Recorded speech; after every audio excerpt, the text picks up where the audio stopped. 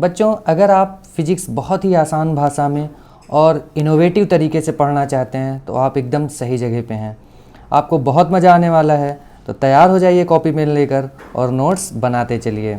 बच्चों, जो सबसे पहली हेडिंग हमें पढ़नी है उसका नाम है वैद्युत आवेश।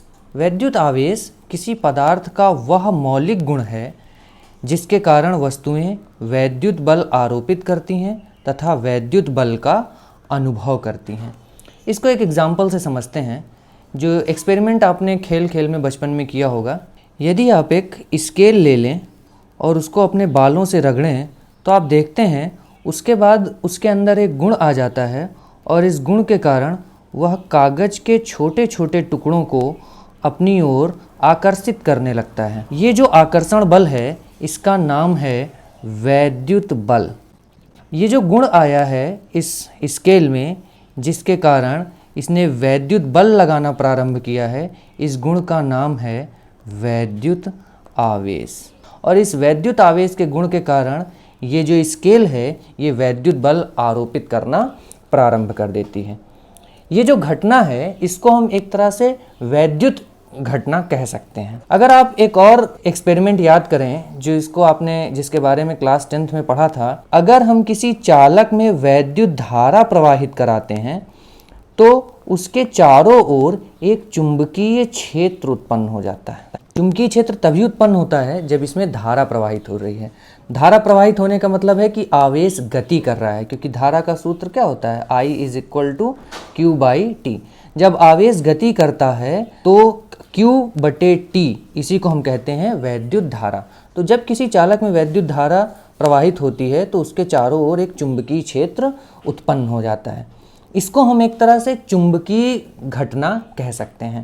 तो इस तरह से वैद्युत आवेश की एक और परिभाषा दी जाती है और उसमें कहा जाता है कि वैद्युत आवेश किसी पदार्थ का वह मौलिक गुण है जो सभी विद्युत तथा चुंबकीय घटनाओं के लिए उत्तरदायी है। बच्चों, वैद्युत आवेश को हम Q से प्रदर्शित करते हैं और इसका जो SI मात्रक है वो कूलॉम होता है।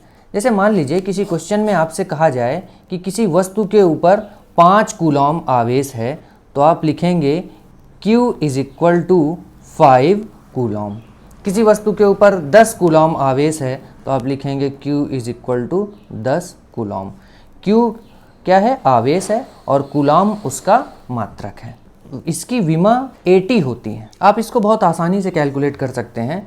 आपको पता है कि विद्युत धारा I का जो सूत्र होता है वो होता है Q/T। तो अगर हम Q का सूत्र लिखें आवेश का तो ये हो जाएगा I × T, यानी विद्युत धारा गुणे समय। इस सूत्र से हम इसकी विमा निकाल सकते हैं।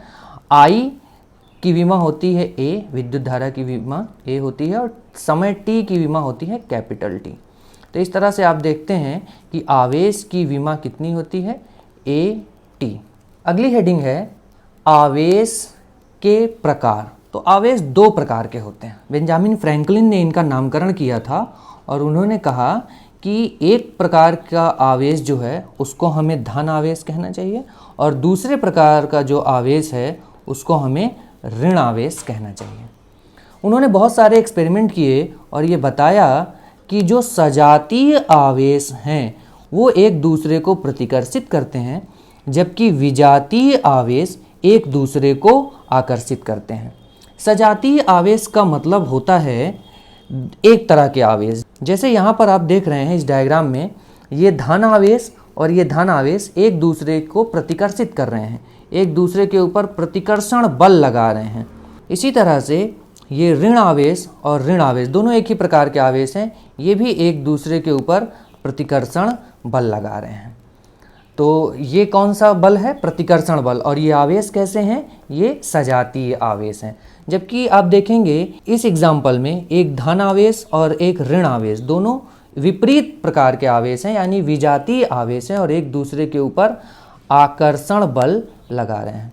तो आपको समझ में आ गया होगा कि सजातीय आवेश एक दूसरे को प्रतिकर्षित करते हैं, जबकि विजातीय आवेश एक दूसरे को आकर्षित करते हैं। बच्चों, अगली हेडिंग बहुत ही इम्पॉर्टेंट है जिसका नाम है पदार्थ के आवेशित होने का कारण या आवेशन का इलेक्ट्रॉनिक सिद्धांत। बच्चों, सभी पदार्थ परमाणुओं से मिलकर बने होते हैं।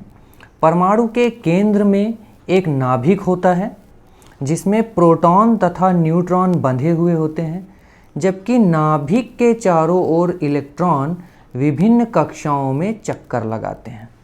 प्रोटॉन पर जितना धन आवेश होता है, इलेक्ट्रॉन पर उतना ही ऋण आवेश होता है। और सामान्यतः किसी परमाणु में प्रोटॉनों की संख्या इलेक्ट्रॉनों की संख्या के बराबर होती है, अतः परमाणु विद्युत रूप से उदासीन होता है। इसको इस डायग्राम से समझिए कि ये एक परमाणु है। परमाणु के केंद्र में ये इसका नाभिक है।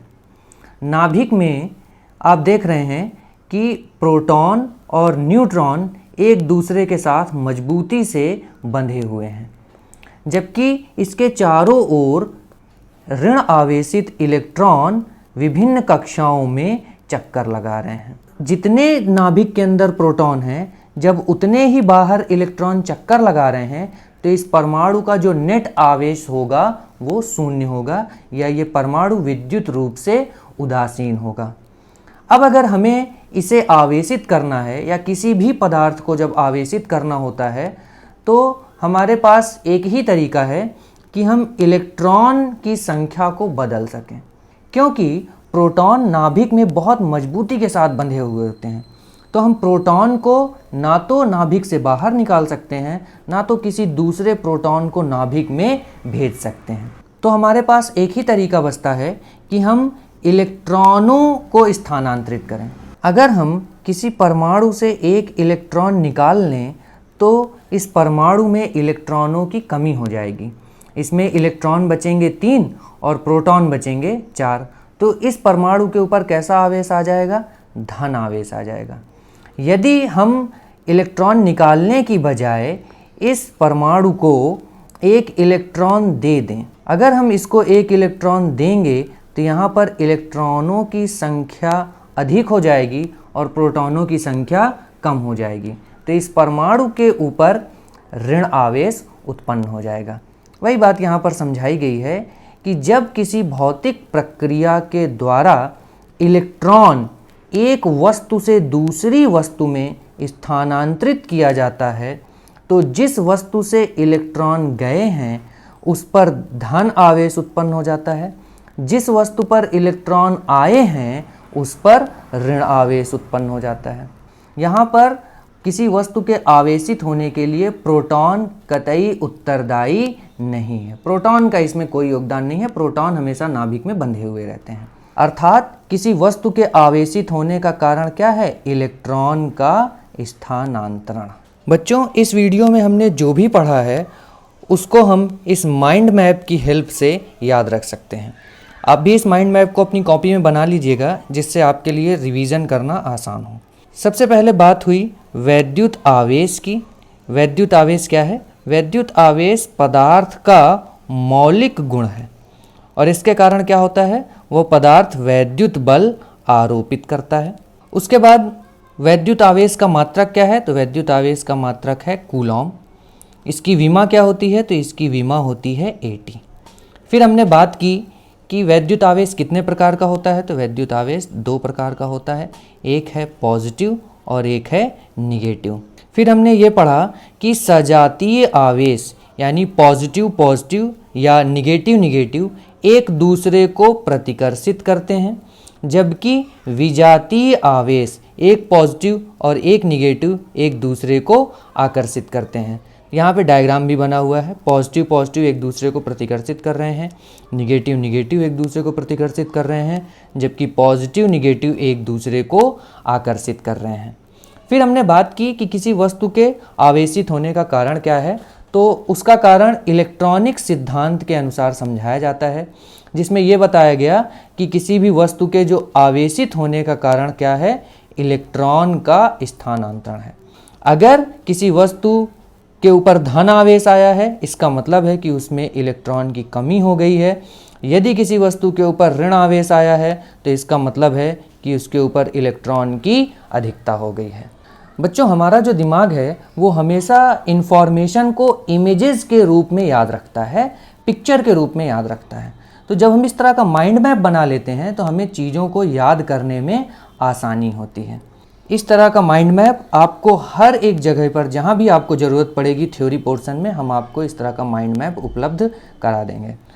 तो अगर आपको ये वीडियो पसंद आई है तो अगली वीडियो में हमने आवेशन की विधियाँ इसके बारे में पढ़ा है, तो ज़रूर वो वीडियो देखिए। मिलते हैं नेक्स्ट वीडियो में।